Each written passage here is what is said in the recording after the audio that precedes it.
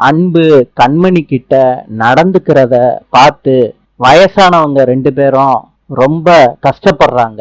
அவங்க 2 பேரும் பேசிக்கிறாங்க. அவங்க 2 பேரையும் சேர்த்து வைக்க நம்ம ஏதாவது பண்ணணும்னு பேசிக்கிறாங்க.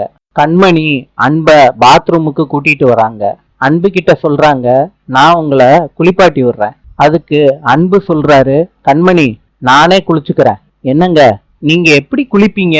கண்மணி, இப்ப நீ கதவை சாத்திட்டு போறியா இல்லையா அப்படின்னு அன்பு கேக்குறாரு. கண்மணியும் கதவை சாத்திட்டு போயிடுறாங்க.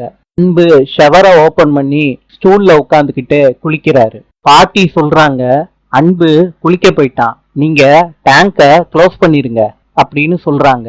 அதுக்கு தாத்தாவும் சரின்னு சொல்லிட்டு க்ளோஸ் பண்ணிடுறாங்க டேங்கை. தண்ணி நின்றுது. அன்பு கண்மணின்னு பாத்ரூம்ல இருந்து கூப்பிடுறாரு. கண்மணி பக்கெட் நிறைய தண்ணிய எடுத்துட்டு வந்து அன்பை குளிப்பாட்டுறாங்க. அன்புக்கு தேய்ச்சி விட்டு குளிப்பாட்டுறாங்க கண்மணி.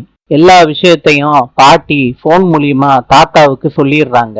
தாத்தாவும் டேங்கை ஓபன் பண்ணி விடுறாங்க. ஷவர்ல இருந்து தண்ணி வருது. கண்மணியும் அன்பும் நனைஞ்சிடுறாங்க அந்த ஷவர் தண்ணியில.